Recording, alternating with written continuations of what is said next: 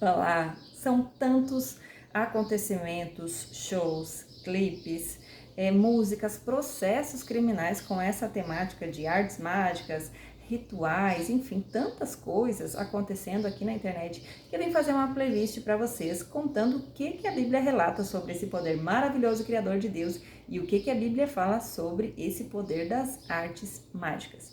Hoje eu vou começar com vocês aqui no livro de Êxodo. E eu vou ler alguns versículos falando sobre essa manifestação de poder das artes mágicas.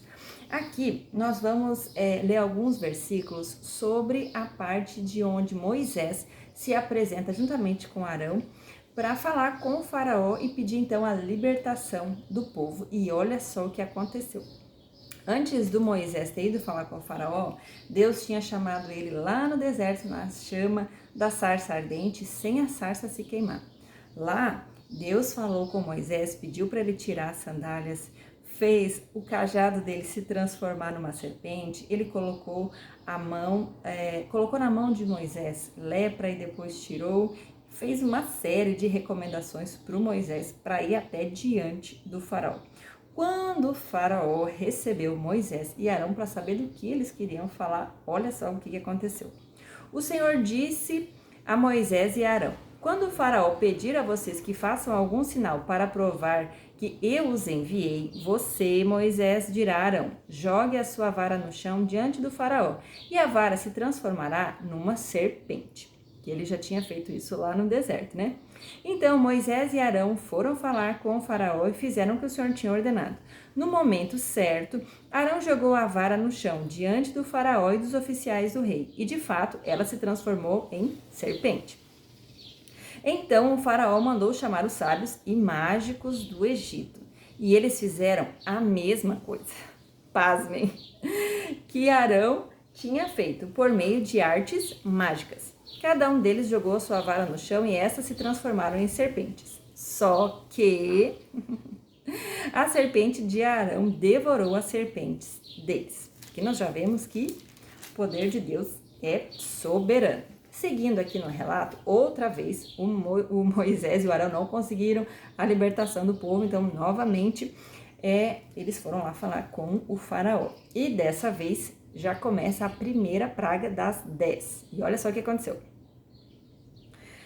A primeira praga, ela é a transformação das águas do rio Nilo e de todas as águas potáveis em sangue. E aqui no Êxodo 7:22 diz assim, ó: mas os mágicos fizeram a mesma coisa. Com a prática de magia, transformaram água em sangue. Por isso, o coração do faraó continuou endurecido, mas ele não deu atenção a Moisés e Arão, como o Senhor tinha prevenido.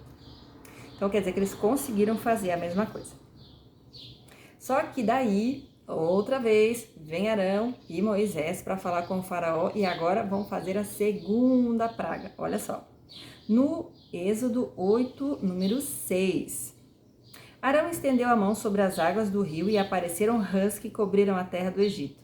Mas os mágicos do Egito fizeram a mesma coisa com as suas artes mágicas. Fizeram aparecer rãs na terra. Naquela situação crítica, o faraó mandou chamar Moisés e Arão e disse: peça ao Senhor que tire as rãs. Os mágicos, com as suas artes mágicas, pioraram ainda mais a situação, porque eles fizeram mais rãs, mas eles não conseguiam fazer parar aquela praga de rãs, que eles já estavam assim, apavorados, o caos já estava instalado ali no Egito. E agora nós vamos para a terceira praga, e aí nós vamos ver algo maravilhoso acontecer aqui. Então o Senhor disse a Moisés: mande Arão bater com a vara no pó da terra. Para fazer isso, ao fazer isso, o pó vai se transformar em piolhos. Por isso, toda a terra do Egito, por toda a terra do Egito, isso. Moisés e Arão fizeram o que Deus tinha ordenado. Assim que o pó da terra foi tocado pela vara de Arão, os homens e os animais ficaram infestados de piolho. Todo o pó se transformou em piolho na terra do Egito. E agora, olha que manifestação maravilhosa desses homens que mexiam com artes mágicas. Ora, os mágicos do Egito tentaram fazer a mesma coisa com as suas artes secretas, mas não conseguiam produzir piolhos.